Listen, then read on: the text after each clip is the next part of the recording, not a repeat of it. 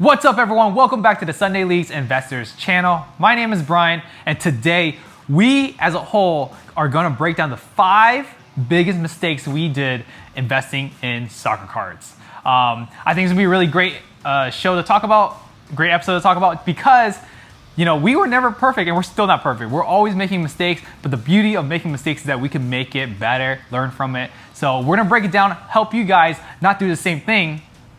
So let's get right into it. So number 1, I think the biggest thing when you're getting into the soccer card market, you're gonna see a lot of excitement, a lot of hype. I think the biggest thing is you do not want to fall into it.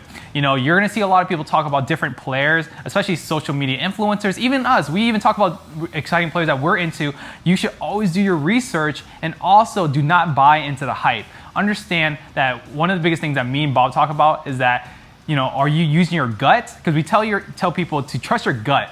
But sometimes we don't even realize our gut is kind of like mistaken for greed. So understand the two. Make sure you know what's your gut and your greed, and understand how to apply that when you're buying soccer cards. So you want to research, make sure it's a prospect or a legend that you actually feel is good. Don't do it just based off of somebody else, because that's how you can make the biggest mistakes. Number 2, Bob's going to actually break down the next mistake.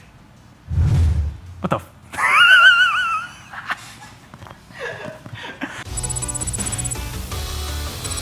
What's up, everyone? It's Bob, and mistake number 2 that we made is that we did not understand how grading worked. So for instance, this one time, Brian bought a PSA 9 Cristiano Ronaldo Cristiano Ronaldo rookie sticker, PSA 9, and he noticed that a BGS 9.5 was listed for $800, and he thought he was getting a deal with this PSA 9 card. So by the time we got it and looked at the grade, we noticed there was an OC on it. And we looked up, so we're looking up on PSA website, what does OC stand for? So we figured out it was off-centered, and then we dug into more, and basically having a qualifier, like an OC on it, decreases the value of the card by at least 2, I believe. So just understand how grading works. So you got a deal, right, Brian?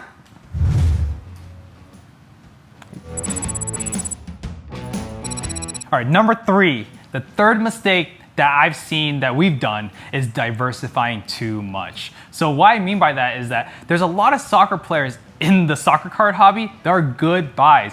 Actually, right now, I'd actually argue a lot of prices, a lot of players are just underpriced, and you're gonna end up, it's kind of hard to lose money. Okay, so basically do not diversify too much if you want to try to maximize your profit. What we did was when we first got in, we started buying every single prospect that you could find in the whole entire card hobby. And what happened was we were spreading ourselves too thin. So when a player did well, we didn't have enough cards to actually maximize the profit. My advice is that you should definitely look into, pick 1 or 2, 3 players that you really believe in if you feel confident. Okay, I think when you first get in, it's okay to diversify. But when you're really confident, make sure you hone in onto this 1 or 2, 3 players and go all in. We did that with Kevin De Bruyne, and we did pretty well, with Neymar. So that's what I would recommend. If you want to maximize your profit, do that.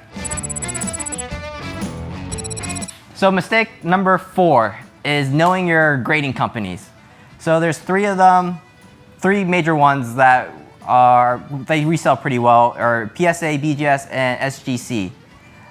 So one of our fans bought something, it looks similar to PSA, but it's called GEM, or GEM. At first glance, you would be fooled, but if you are an expert, you would not be fooled. So don't be the mistake of our fan here and buying a 4th rated grading company. Number 5, our last tip, make sure you are organized. The reason why I say that is because when you're getting into the soccer card hobby, before you know it, in a snap of a finger or a few clicks actually, you're gonna end up having 50 to 60 cards, and you're gonna be like, wow, did I really spend that much? So make sure you be organized, have spreadsheets. Make sure you have spreadsheets of your purchases. Make sure you have spreadsheets of your sales so you keep track of everything that you're doing. That's really important in the soccer card hobby, because at the end of the day, we need to make sure you're making money. So those are all the 5 tips that we have, or 5 mistakes that we did. Do not do them. My name is Brian. My name's Bob. This is Sunday Leagues Investors. Let us know, what other mistakes have you done? Please rate and subscribe. That would mean the world to us.